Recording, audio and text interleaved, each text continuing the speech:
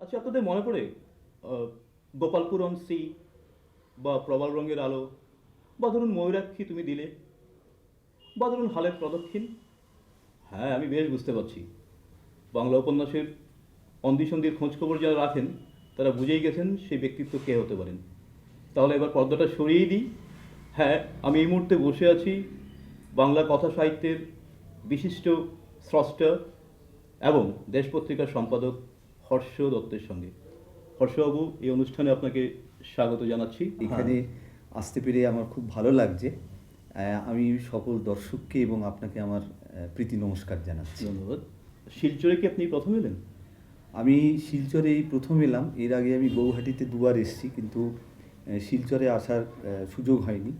এবারে একটা এখানকার স্থানীয় কাগজের অনুষ্ঠানে যোগদানের জন্য আমি এসেছি এবং শিলচরে এসে আমার এত ভালো লাগছে যে মনে হচ্ছে যে পশ্চিমবঙ্গেরই কোনো একটা শহরে আমি এসে উপস্থিত হয়েছি।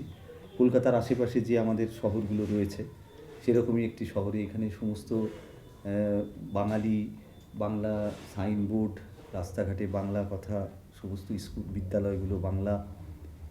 শুধু একমাত্র যে কথা বলার যে ভঙ্গিটা সেইটাই শুধু একটু আলাদা, তা বাদে সবটাই যে একটা বাঙালিয়ানা এবং বাঙালির পরিবেশ। সেইখানে এত কলকাতা থেকে এত দূরে এসেও খুব ভালো লাগছে আমার। আচ্ছা, এবার আমরা আমরা অনেকটা বিষয় নিয়েই কথা বলবো। স্বাভাবিকভাবে আপনি দেশ পত্রিকার সম্পাদক, দেশ আসবে আমাদের আলোচনায়, হালফিলের বাংলা সাহিত্য নিয়ে কথা বলবো। তো তার আগে আমাদের দর্শকদের জন্য এই প্রশ্নটা বিশেষ করে আপনাকে করছি। আপনাকে নিয়ে একটু বলুন। আপনার ছেলেবেলা, পড়াশোনা, আপনার লেখালেখির শুরু, আনন্দবাজার প্রতিষ্ঠানে আপনার যুক্ত হওয়া। আচ্ছা, আমি যখন খুব ছোট ছিলাম মানে যখন এই ক্লাস 6-7-এ পড়ি আর কি। সেই সময়ে আমি যে একটি রামকৃষ্ণ মিশন হোস্টেলে থেকে পড়াশোনা করেছি, সেখানে যারা বাংলা পড়াতেন এরকম একজন শিক্ষক আমার ভিতরে এই বাংলা সাহিত্য সম্পর্কে একটা আগ্রহ তৈরি করে দেন। সেই সময় আমি জানি না এখনকার ছেলেমেয়েরা অবনীন্দ্রনাথ ঠাকুর পড়েন কিনা। এই সময় উনি আমার হাতে একটা অবনীন্দ্রনাথ ঠাকুরের বই তুলে দিয়েছিলেন। খুব সম্ভবত সেটা রাজকাহিনী, এখন আর মনে নেই। এবং সেই সময় থেকেই মনে হলো যে আমরা যা স্কুলে পাঠ্য বইগুলো পড়ি তার বাইরে এত সুন্দর একটা জগৎ রয়েছে, সাহিত্যের জগৎ, যে সেই জগতে তারপরে ওই বইটা থেকে আরও অনেক বই পড়ার আগ্রহ জন্মালো। ভেতরে ভেতরে একটা সাহিত্য বোধ তৈরি হলো, কিন্তু তখনও ভাবিনি যে আমার ভেতরে একটা আত্মপ্রকাশের আকুতি আছে, সেই আকুতিটা কখনো প্রকাশিত হবে। তারপর যে ফর্মাল এডুকেশান যা বলে সেইটা আমি সবই নিলাম। প্রেসিডেন্সি কলেজে পড়ার সৌভাগ্য হয়েছে বলতে পারেন। কলকাতা বিশ্ববিদ্যালয়ে পড়েছি, রবীন্দ্রভারতী বিশ্ববিদ্যালয়ে পড়েছি। আমার জীবনের একটা লক্ষ্য ছিল যে আমি একটা সাহিত্যের অধ্যাপনা করব। এবং যখন আমি বাংলা অনার্স নিয়ে ভর্তি হলাম, তখন ওই যে শিক্ষক আমাকে ওই সাহিত্যের আগ্রহ তুলে দিয়েছেন, তিনি তখন প্রচণ্ড ক্ষিপ্ত হয়ে আমাকে বলেছিলেন যে তুমি জীবনে একটা চরম ভুল করলে, কেন বাংলা নিয়ে পড়ে তুমি জীবনে কিছুই করতে পারবে না। তখন একটা চ্যালেঞ্জের মতো হলো যে সত্যি সত্যি যে সাহিত্য নিয়ে পড়লে জীবনে কিছু করা যায় না, সেটাও তো একটা ব্যাপার। আমি সেন্ট জেভিয়ার্স কলেজে পলিটিক্যাল সায়েন্সে অনার্স নিয়ে ভর্তি হয়েছিলাম। তারপর যখন প্রেসিডেন্সি কলেজের নাম বেরোলো বাংলা অনার্সে, কী ভূত চাপলো, আমি ওইটা ছেড়ে দিয়ে এখানে এসে ভর্তি হলাম। তো যাই হোক, এখন মনে হয় যে হয়তো সাহিত্যটা পড়ে কিছু ভুল হয়নি। এবং আমার জীবনের লক্ষ্য ছিল একটা সাহিত্যের অধ্যাপক হওয়ার, এবং আমি কলেজে চাকরিও পেয়েছিলাম। কিন্তু কলেজে চাকরি পাওয়া আর আনন্দবাজার পত্রিকায় শিক্ষানবিশ সাংবাদিক হওয়ার যে চাকরি, সেটা প্রায় ঘাড়ে ঘাড়ে হলো। বরং ওইখানে আমি আগে পেলাম, তারপরে কলেজের অ্যাপয়েন্টমেন্টটা এলো। সেই সময় বিমলকর দেশ পত্রিকা থেকে অবসর গ্রহণ করে চলে গেলেন। তা আমাকে আনন্দবাজার পত্রিকা থেকে বলা হলো যে দেশ পত্রিকায় তোমাকে পাঠানো হচ্ছে। ওই জায়গায় সাগরময় ঘোষ একজনকে চাইছেন যে এরকম সাহিত্য পড়ে এসছে, বানান টানান সম্বন্ধে যার একটা কনসেপ্ট তৈরি হয়েছে, তা আমাকে দেশ পত্রিকায় পাঠিয়ে দেওয়া হলো। সেই থেকে দেশ পত্রিকাতেই আছে। দেশ পত্রিকায় যখন প্রায় 6-7 মাস হয়ে গেছে, তখন কলেজ সার্ভিস কমিশন থেকে আমার অ্যাপয়েন্টমেন্ট লেটার এলো। কিন্তু তখন সাগরময় ঘোষ বুঝলেন যে তুমি আর কলেজে পড়াতে যাবে কেন, এখানে যখন অ্যাবজর্ব হয়ে গেছো এখানেই থাকো। তখন ওই ডিলেমার ভেতরে থাকতে থাকতে অল্প বয়স তো কী করব করতে করতে এখানেই থেকে গেছি। একটা ভালো লেখা বেরোলে কলেজ স্ট্রিট কি কফি হাউসে আলোচনা হচ্ছে, কলেজ স্ট্রিটে সেটা দাবানলের মতো ছড়িয়ে পড়ছে, সেটা পরবর্তীকালে নষ্ট হয়ে গেছে। সে কালের নিয়মই তাই হয়তো, কিন্তু আমাদের ছাত্র জীবনটা এইভাবে কেটেছে এবং ওই রকম একটা সাহিত্যিক পরিবেশ, সাহিত্যিকদের সঙ্গে। আর এখানে চাকরি করতে ঢুকে যেটা হলো সেটা হচ্ছে বহু সাহিত্যিকের সাহচর্য পেলাম। এবং ওই যে আমি বললাম না যে একটা লেখার আকুতি কোথাও ভেতরে জন্মগ্রহণ করেছিল, সেই আকুতিটা একটা মুক্তির জায়গা এখানে পেল। কিন্তু সেটা হচ্ছে সেকেন্ড ফেজ লাইফে।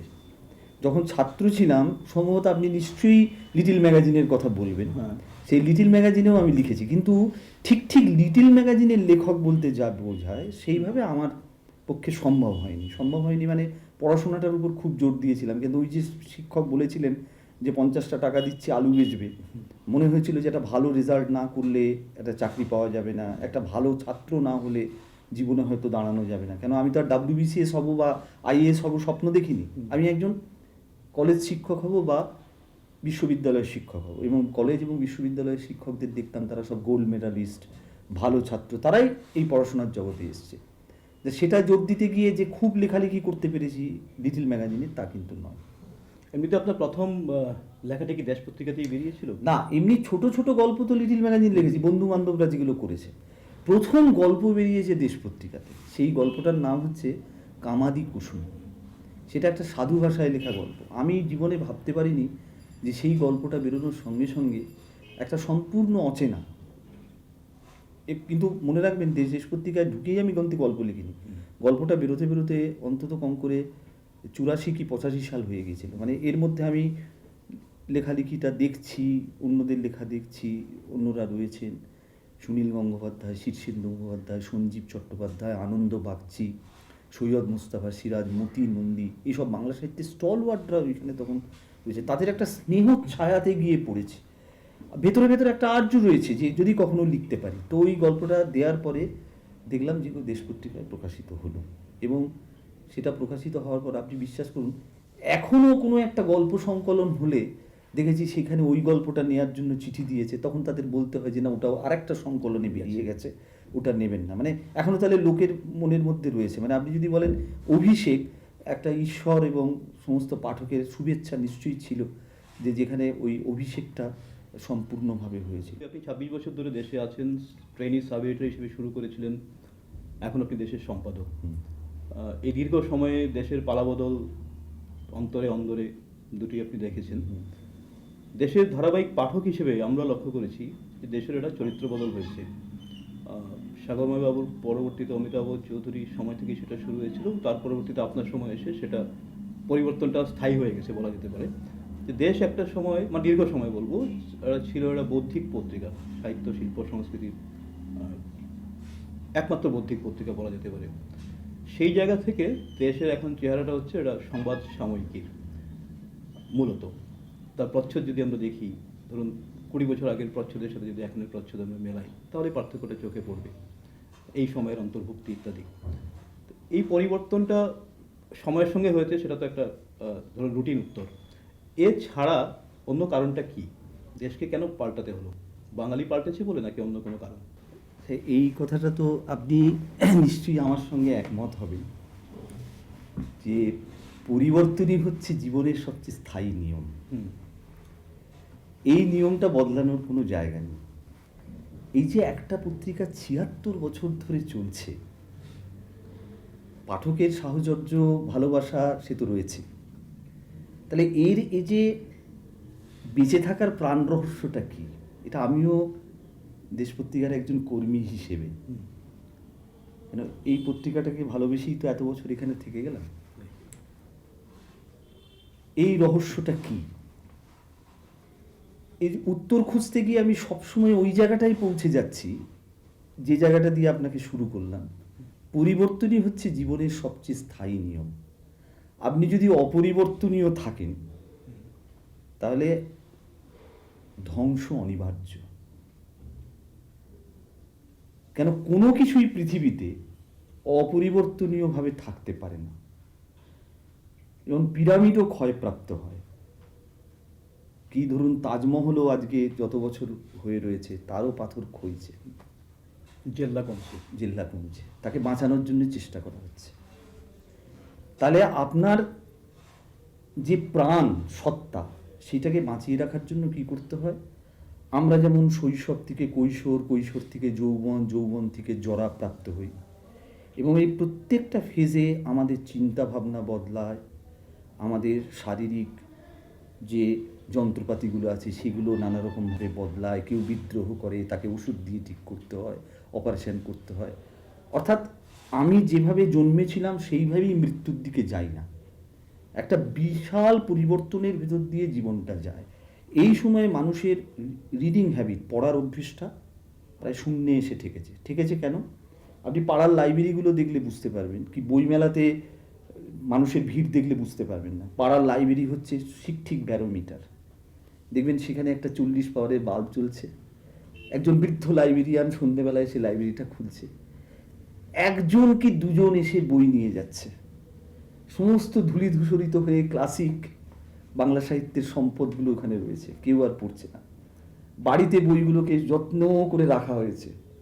কোনো বাচ্চা ছেলে যদি বইটা টানে, রেড়ে করে তার মা তেড়ে যাচ্ছে, খারাপ হয়ে যাবে, ছিঁড়ে দেবে। মানে এখন হচ্ছে কি, বই হয়ে গেছে আমার একটা শোকেস, আমার যে আত্মপ্রিয়তা তার একটা লক্ষণ। মানে আমার বাড়ির একটা চাদর, একটা এরকম ফুল ফ্লাওয়ার ভাস, সেরকম বই, স্ট্যাটাস। তাহলে এই যে মানুষের পাঠাভ্যাসটা চলে গেল, এর ফলে একটা ম্যাগাজিনে যদি আপনি ঠেসে সাহিত্য দিয়ে ভাবতে চান যে পাঠক গোগ্রাসে ওটা গিলবে, সেই ধারণাটাই হবে সবচেয়ে ভুল। আপনি যে ওই যে বললেন না যে দেশ তার চরিত্র পরিবর্তন করেছে, এখন এর ভিতরে খবরের বিষয়টা বেশি এসেছে, এর পরেও আমি বলবো দেখবেন দেশের সাহিত্যর ভাগ হচ্ছে 60 ভাগ, আর 40 ভাগ হচ্ছে আপনি যেটা বলছেন। 40-এর মধ্যেও আবার ভাগ আছে, পাঠকের চিঠি, গ্রন্থলোক, শেষ কথা, এগুলোকেও যদি ভাগ করেন তাহলে নিউজ যে পোর্শন, মানে যেটা দিয়ে কভার হয় ভিতরের এই সময়, সেটা হচ্ছে প্র্যাকটিক্যালি 20 ভাগ। তাহলে 20 ভাগ যদি হয়, তাহলে সেটাকে তো আমি বলতে পারি না যে দেশ সম্পূর্ণভাবে এই নিউজ ম্যাগাজিন হিসেবে তাকে গ্রাস করে নিয়েছে। গ্রাস করেনি। তাহলে 2টো ধারাবাহিক, 2টো গল্প, 10টা কবিতা, বুক রিভিউ, শিল্প সংস্কৃতির পাতা, এগুলো কি? এগুলো তার নিউজ নয়। তাহলে আপনি যদি খুব সুন্দর করে হিসেব করে দেখেন, তাহলে দেখবেন যে আপনার যে সাহিত্যের ভোজ্য, যেটার জন্য আপনার মন তৃষিত হয়ে থাকে 15 দিন ধরে, সেটার পরিবেশনটাই কিন্তু বেশি। কিন্তু ওই যে এই সময় এবং কভার, সেটা দিয়ে আমাকে কি করতে হয়? পাঠকের কাছে পৌঁছতে হয়। কেননা আমার জীবন এই সমস্ত সংকট সমস্যাকে ছুঁয়ে যাচ্ছে, যেটা আজ থেকে 30 বছর আগেও যায়নি। আজ থেকে 50 বছর আগেও রাজনীতি এইভাবে জীবনকে গ্রাস করেনি। কি আজকে ধরুন বিশ্বায়নের ফলে কি হয়েছে, দাভোসে আমাদের মুখ্যমন্ত্রী গিয়ে কি বলে এলো, আপনার 11-12-এর ছাত্র সে কিন্তু এটা জানে। আজ থেকে 50 বছর আগে আমরা দাভোসের নামও শুনিনি, বা দাভোসের সৃষ্টিই হয়নি।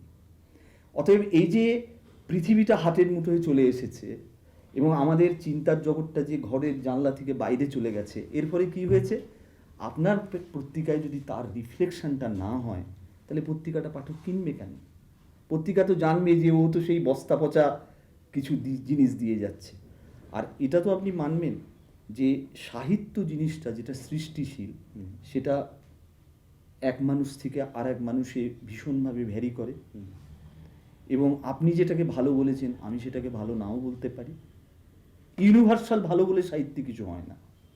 প্রত্যেকের পড়ার জগৎ, চিন্তার জগৎ, অনুভব করার জগৎ, রুচির জগতের উপরে একটা সাহিত্য সৃষ্টি নির্ভর করে।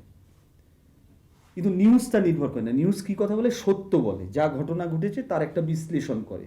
সেই বিশ্লেষণটা চায়ের দোকানে হতে পারে, আবার বইয়ের পাতাতেও হতে পারে। সেই জন্য আমরা দেখলাম যে সাহিত্যের যে ভোজ্য, যেটা আপনাকে বলছি, সেটাও আমরা রাখবো, সেটা 60 ভাগই রাখবো, তার সঙ্গে আমাদের কোনো কম্প্রোমাইজ নেই।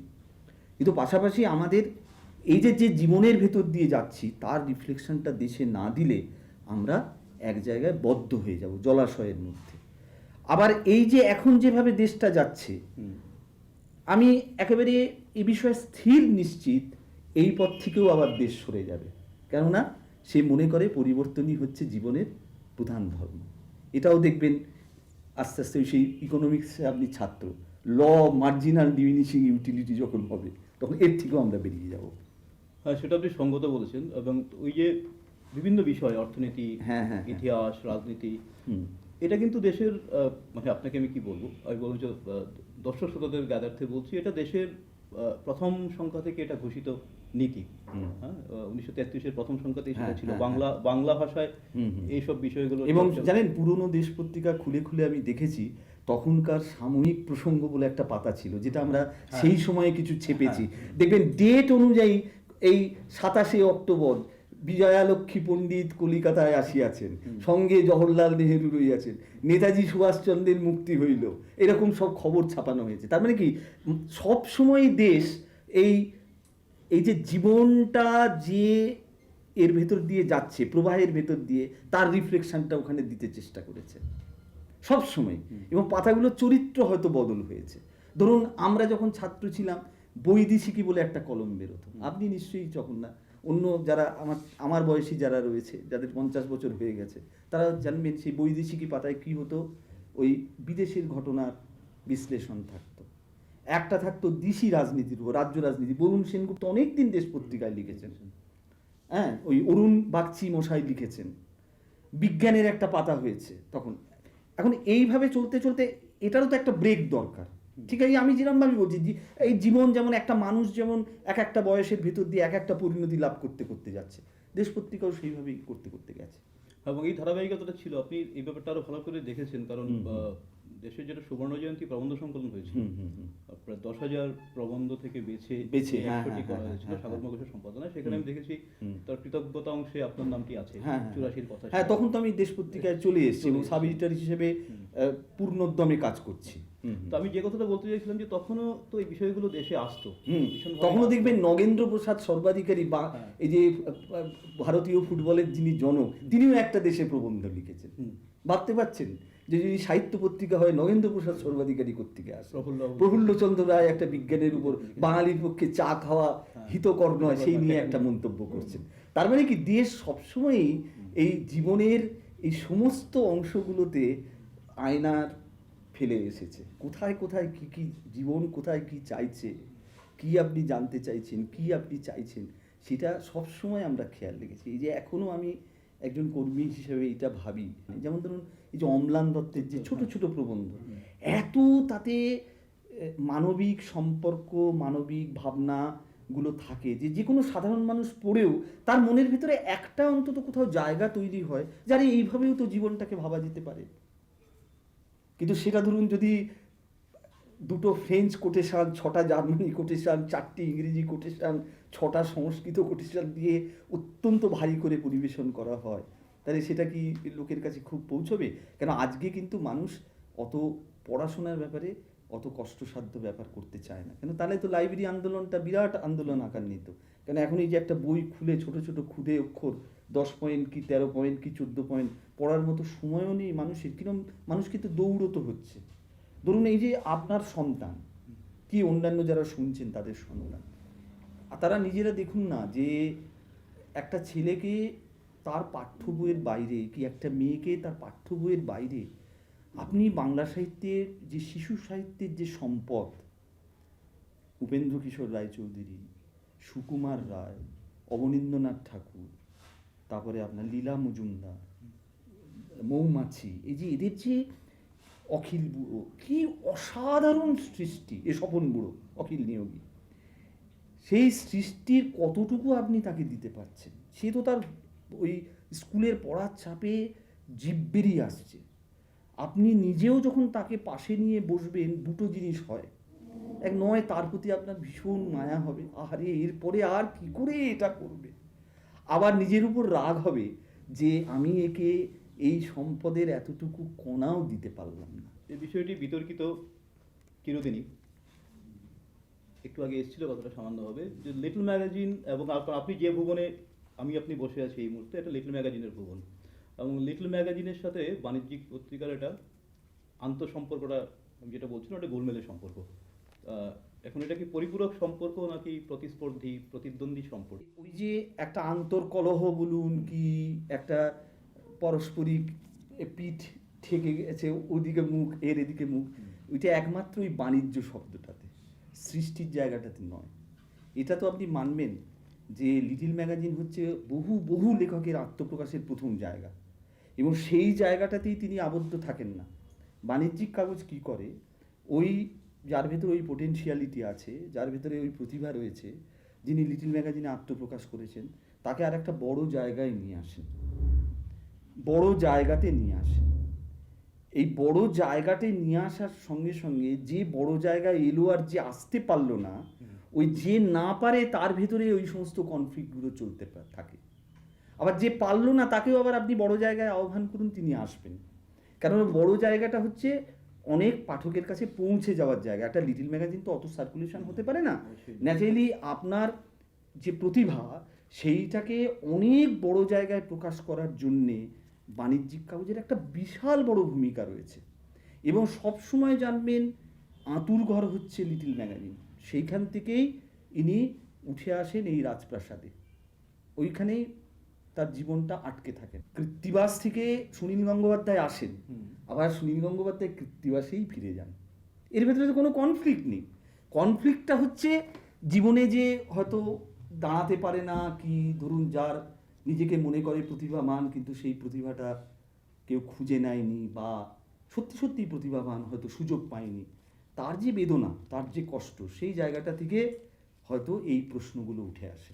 কিন্তু আমি ব্যক্তিগতভাবে মনে করি যে এই কনফ্লিক্টটা কোথাও থাকা দরকার নেই। এটা একদম উপরে উপরে ভাষা। একটা আছে না, ঝগড়া করার জন্যই ঝগড়া করা, পায়ে পায়ে পা তুলে, কিন্তু সত্যি সত্যি ঝগড়াটা ভিতরে ভিতরে নেই। সাহিত্যের ভূগোল ভাগ হয় না, এবং এমন একটা সত্যি আমরা বিশ্বাস করি, কথাটা ঠিক, কিন্তু তারপরেও আরেকটি কথা থেকে যায়, সেটা হচ্ছে লেখাগুলো তো একটা ভূগোল থেকে উঠে আসে, ফলে সেই ভূগোলের ইতিহাস, সেই ভূগোলের সংস্কৃতি তার ছাপ থেকেই যায়। এখন ভাগলপুরের বাংলা লেখার সাথে কোথাও না কোথাও শিলচরের বাংলা লেখার একটা পার্থক্য থেকে যাবে। তো আমি সেই আলোচনায় যাচ্ছি না। আমার প্রশ্নটা হচ্ছে যে আজকে উত্তর পূর্বাঞ্চলের বাঙালির তার একটা আলাদা রাজনৈতিক অবস্থান আছে, কারণ তার রাজনৈতিক ইতিহাসটা আলাদা, সেটা আপনি জানেন। আপনি যে অঞ্চলে আপনি এই মুহূর্তে বসে আছি, সেখানে ভাষা সংগ্রামের একটা দীর্ঘ ইতিহাস আছে। ফলে ওই জায়গায় দাঁড়িয়ে এরা লিখছেন, সাহিত্যের মান সে যাই হোক না কেন, এরা লিখছেন, এটাই একটা বড় আন্দোলন। শুধু লিখে যাওয়াটা একটা বড় আন্দোলন এখানে। এই ব্যাপারটা সবসময় হয়তো আমাদের সাহিত্য সংস্কৃতির রাজধানী মানে কলকাতা থেকে পৌঁছয় না, সে না পৌঁছতেই পারে, কিন্তু এই আন্দোলনটার ধারাবাহিকতা এখন অনেকটাই স্বীকার্য। আপনার ব্যাপারে বক্তব্য কী? আমি শুরুতেই যেটা বলেছিলাম যে আপনাদের এই শহরে এসে যেটা আমার ভালো লেগেছিল, যে এই যে 16 আনা বাঙালিয়ানা, এই যে 16 আনা বাঙালিয়ানাটা তার একটা মাধ্যম হচ্ছে লেখালেখির জগৎটা। এটা ঠিকই যে 21শে ফেব্রুয়ারি নিয়ে আমাদের যে মাতামাতি, তার অনেক বেশি সংগ্রাম শিলচরে হয়েছে কোনো এক মে মাসে ভাষা আন্দোলন 19 তারিখে। এবং সেই গৌরব গাথাটা কোনো কারণে ইতিহাস তো বড্ড এক এক জায়গায় মানে কি বলবো, একটু উন্মাদের মতো ব্যবহার করে। কোথাও সেই ইতিহাস পাথরে খোদাই হয়ে যায়, কোথাও সে কালের ইয়েতে মুছে যায়। তো এ সত্ত্বেও এই যে আপনাদের গৌরবের জায়গাটা, সেই গৌরবের জায়গা থেকে আপনারা যে লিখছেন, এখান থেকে যে লিটিল ম্যাগাজিন বেরোচ্ছে, পত্রিকা বেরোচ্ছে, এটা অস্বীকার করার উপায় নেই যে অনেকটাই হয়তো সাহিত্যের রাজনীতিতে গিয়ে পৌঁছচ্ছে না। কিন্তু না পৌঁছলেও আপনাদের এখানে এই যে একটা প্রাণের স্পর্শ সমস্ত ব্যাপারটার ভিতরে রয়েছে, এবং আপনাদের এইখানের বাঙালিদের ভিতরে ওই সাহিত্যটা নিয়ে আলোচনা হচ্ছে, চর্চা হচ্ছে, কথা বলছেন, আপনারা কন্ট্রিবিউট করছেন, এই যে বেঁচে থাকার একটা অবলম্বন ভাষাটাকে নিয়ে, এটাকে আমি অত্যন্ত সম্মান করি। এবং এ বিষয়ে কোনো সন্দেহ নেই যে শিলচর থেকে একটা গল্প দেশ পত্রিকায় কেউ পাঠালে সেই গল্পটা যদি সত্যি সত্যি সব মানুষকে ছুঁয়ে যাওয়ার মতো গল্প হয়, সেটা সেই পত্রিকা ছাপা হবে না। সেটা শিলচর থেকে এসেছে বলে নয়, পৃথিবীর যে কোনো প্রান্ত থেকেই আসুক। এখান থেকে অনেক সাহিত্যিক লেখা পাঠিয়েছেন, তাদের ছাপা হয়েছে, তারা নিশ্চয়ই এই অনুষ্ঠান শুনছেন, তারা জানেন এবং আমার সঙ্গে একমত হবে। আসল কথা হচ্ছে যে রাজধানীতে কি হয়, রাজধানীতে হয় সমস্ত জায়গার থেকে এসে জড়ো হয় মানুষ, এবং সেখানে একটা কসমোপলিটন ব্যাপার থাকে। আর একটা স্থানীয় জায়গায় কি হয়, সেখানে স্থানীয় মানুষদের যে প্রাণের আকুতি সেইটা প্রকাশ পায়। এই যে আপনারা করছেন, ধরুন এই যে আমি যে উপলক্ষে এখানে এসেছি একটা সাহিত্য পুরস্কার উপলক্ষে, তার মানে কি এখানে সাহিত্যিক যারা রয়েছেন তাদেরকে এই যে উৎসাহ প্রদানের জন্য, শুধু উৎসাহ নয়, তার লেখাটাকে সম্মান জানানোর জন্য এই যে একটা পুরস্কারের ব্যবস্থা করা হয়েছে, এই যে তাকে সম্মান জানানো হচ্ছে, এটা শুধু ব্যক্তি হিসেবে নয়, সেই ভাষাটাকে সম্মান জানানো হচ্ছে, তার সৃষ্টিটাকে সম্মান জানানো হচ্ছে। এইটা যে শিলচরে হচ্ছে এটা অত্যন্ত আনন্দের কথা, গৌরবের কথা এবং আশার কথা এই জন্যে তাহলে আরও পরবর্তী 100 বছর 200 বছর এই যে বাংলা সাহিত্যের চর্চা এবং বাংলা ভাষার চর্চা এখানে জীবিত থাকবে। ধন্যবাদ। আমরা অনেকক্ষণ ধরে আপনার কথা শুনলাম। আরও অনেক কিছুই আমাদের শোনার ছিল, আরও অনেক কিছুই আমাদের প্রশ্ন করারও ছিল স্বাভাবিকভাবেই, কিন্তু সময়ের প্রতিবন্ধকতায় আমাদের এখানেই থামতে হচ্ছে। তবু আপনার ব্যস্ততার মধ্যে আমাদের জন্য সময় দিয়েছেন, তার জন্য আপনাকে ধন্যবাদ জানাই। নমস্কার। দর্শক শ্রোতা বন্ধুরা, আপনারা আমাদের সঙ্গে ছিলেন এতক্ষণ, তার জন্য ধন্যবাদ। সঙ্গে থাকুন, দেখতে থাকুন শিলচর দূরদর্শন।